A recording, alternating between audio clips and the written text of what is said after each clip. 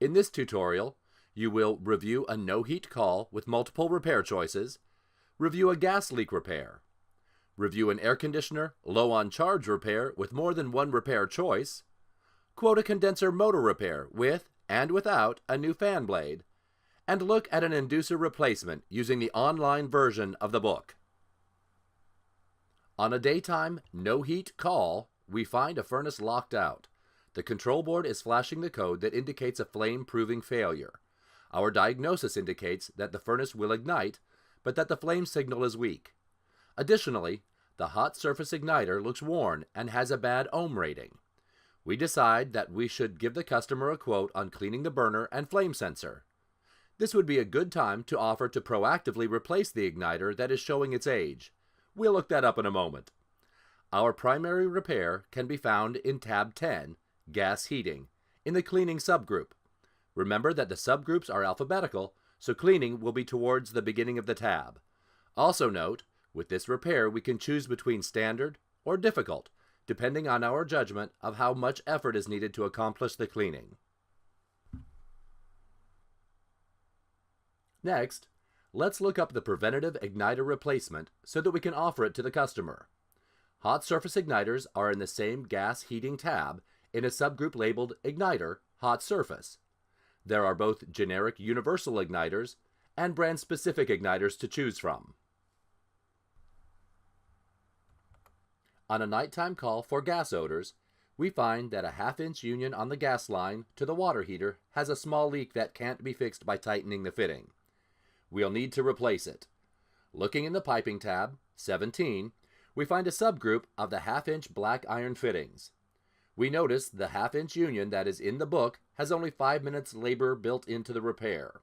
That's about the time needed to dig around in the truck to find the union. We also notice that in the repair notes it says, complete this repair by adding a brake and reseal charge. That means we need to add for the difficulty of the repair. In the same tab, 17, we'll find Pipe Service. Subgroups are alphabetical, so Pipe Service will be towards the end of the Piping tab. Since this repair is right next to the water heater, we can select the standard half-inch piping repair. This call will need to have a charge for the union and another charge for the pipe service. Since this is a nighttime call, this quote should come from the After Hours column. Next, we have a daytime call for an air conditioner that isn't cooling. Diagnosis confirms that the system is low on charge. Oftentimes, with refrigeration calls, we need to use flat rate pricing in stages. We can't give the customer a total price for the call right away. We don't yet know why the system is low, so we can't yet quote a price for that repair. We can, however, give them a price for a leak search. That would be found in tab 13, Leak Search. We will have to tell the customer at this time we don't have a price for the whole repair, but after the leak search determines what is needed, we will give them the rest of the pricing details. We also can't give them a price on how much the recharge will be. However, we do know that it will be less than what a complete recharge would be. We can look at the nameplate on the equipment to get the factory holding charge. We know our recharge amount will be less than that. Let's say that the nameplate tells us that the factory charge is 8 pounds. We can be confident that a recharge on a system that is low won't be more than the price for 8 pounds of refrigerant. We can look up the charge for 8 pounds in tab 19, Refrigerants, and show that to the customer as a not to exceed price. At this point, we would probably offer the customer 3 choices: recharge the system, recharge and add leak sealant, or leak search, repair, and recharge the system. If the customer chooses the latter of the 3 choices, then we can find the leak and quote the repair fully. Let's say in this case that there is a leak at a braze fitting. That means we will have to add for the brazing repair and for the recharge. Refrigerant leak repairs will be in tab 2, Air Handler, tab 6, Condensers, or tab 13, Leak Search. Evacuation and recharge can be found in tab 19, Refrigerants, of the book. Using repair notes, we decide which repair is right for the situation. In this case, the repair notes help to match up the size of the system, the amount and type of refrigerant being used. The notes also tell us that there is a filter dryer included in the price.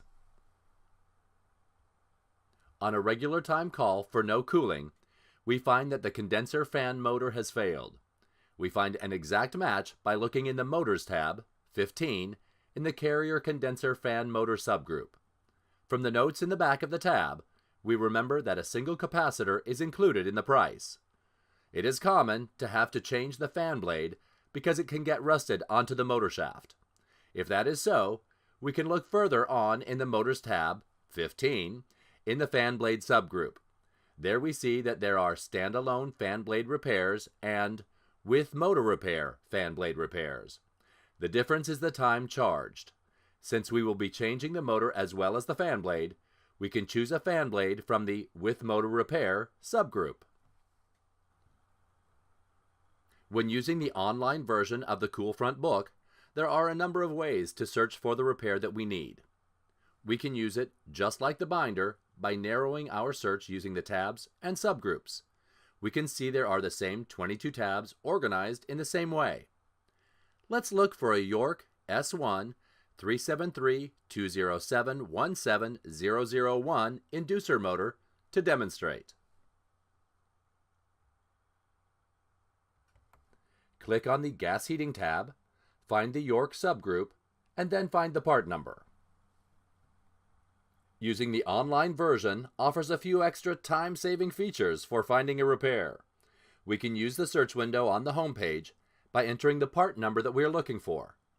Coolfront will give us a list of choices that are exact or close to what we searched for. We can see the first item in this list is an exact match to the York part that we are looking for. If we click on the first matching item, Coolfront will take us directly to the correct page and will highlight the repair for us. Our final feature is hidden behind that little Show Parts Cost link. Let's say that there were no matches for the York inducer that we were looking for, but we knew the cost of the inducer we were looking for. By clicking on the Show Parts Cost link and filling in the cost of the inducer, we can find a repair price that matches our needs. Even though we don't have an exact match, we can use the new column on the right to find a York inducer repair that is the right amount to charge the customer. Pick the repair price for the repair at hand.